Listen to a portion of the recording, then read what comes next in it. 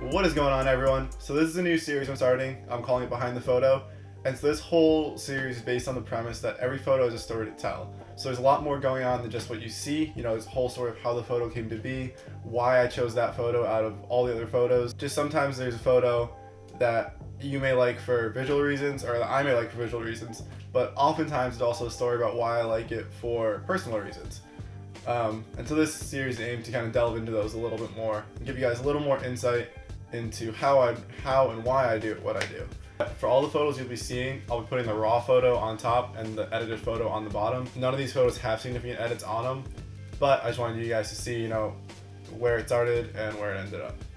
This first photo right here is of Half-Hearted. This is their drummer. This photo is taken at the Palladium in Worcester, Massachusetts on June 26th. Over here, you'll see below the photos I have a setting. The only setting that I really want to talk about right now are the f-stop, and I want to talk about the shutter speed. So the f-stop is at f5, and that's important because it means that the whole drum kit is in focus. The other thing I want to talk about is the shutter speed. So the shutter speed is at 1/3 of a second. So how that works, here's my handy dandy flash over here. Usually the flash goes right on top of the camera, so for this one what I did actually was take the flash off the camera.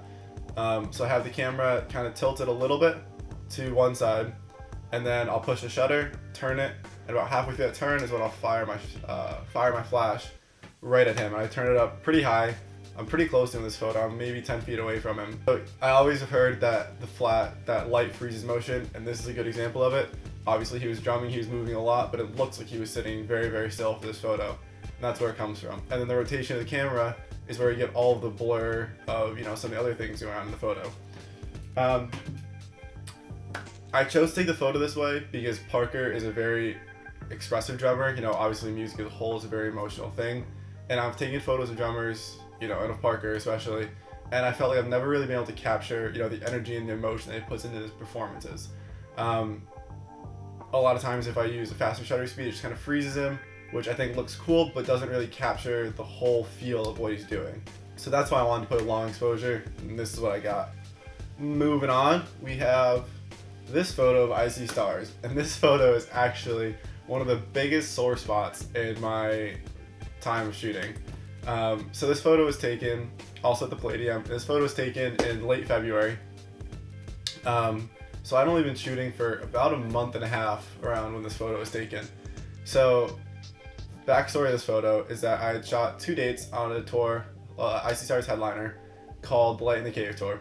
And both dates, they were very friendly, very approachable. You know, they'd spoken to me a lot, making sure I was taken care of, that I had everything I needed in order to be successful while I shot.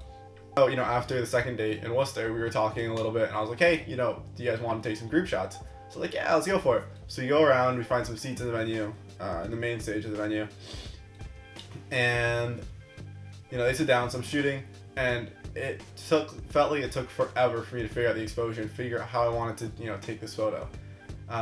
So finally the settings I decided on are over here. Looking back now, I think that my ISO at 6400 is way too high. My camera can't handle that, it just comes out too noisy. I don't really like how that looks. Some cameras can handle it, mine just cannot.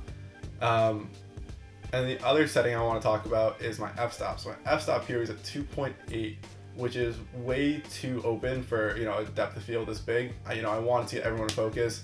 Obviously I missed that, you know, half the band's in focus, half it's out of focus, which was a problem. I don't know why I didn't just turn my flash up and let them be, but that's a different conversation for a different day. I remember, you know, I took the photo, and right as I was done, you know, I put my camera down and kind of looked at it for a second, and then I stood up thinking I was done, and I looked at it and I knew it was not a good photo. But I was too scared. I wasn't poised enough to just be like, hey guys, can you sit down so I can get another photo. So they come over, and I try and just walk out of there without showing them because I knew it was bad and didn't want to acknowledge it. I didn't want to face the embarrassment of telling, you know, this band that I grew up on that I just kind of screwed up and wasted time a little bit. But sure enough, they walk over and they're like, hey, you know, can we see the photo? And in my head, I'm like, oh crap. So I show them it, and you know, they were good sports about it. They, you know, they seemed to like it a lot. Eventually, I edited it. Whatever. I edited it, and the word sounds so dumb. I edited it and I sent it over to them. Never got posted anywhere, never really got used too much.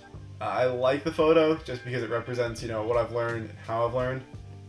That being said, the photo itself is not a good one. Alright, and the last photo here is of Lorna Shore. So this was also taken at the Palladium. This was taken on March 5th, so about 2 months after I started shooting.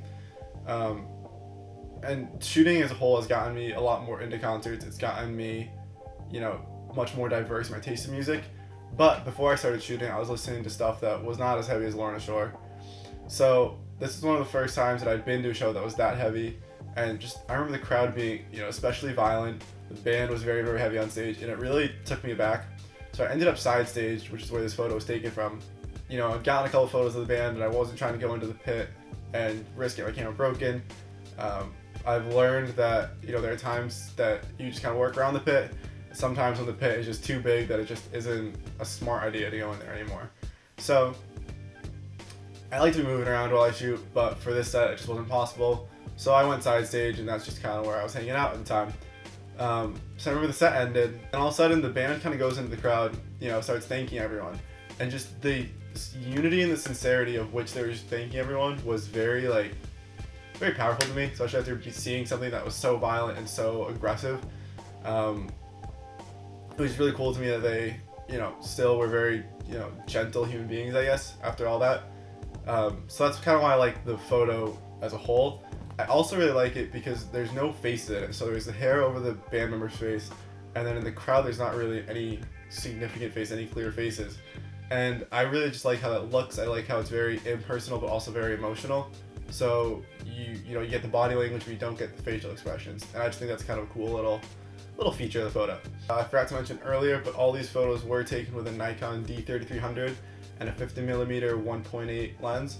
I hope you guys enjoyed learning a little bit more about how I get my photos and why, you know, I choose to use the ones I do use, and also how I take the photos, you know, what camera settings work for me. Hopefully you guys learned something and you can incorporate it into your own shooting.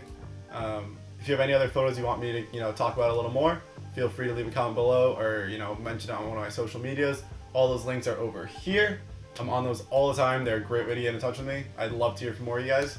So, until next time, keep shooting, keep having fun, and take care.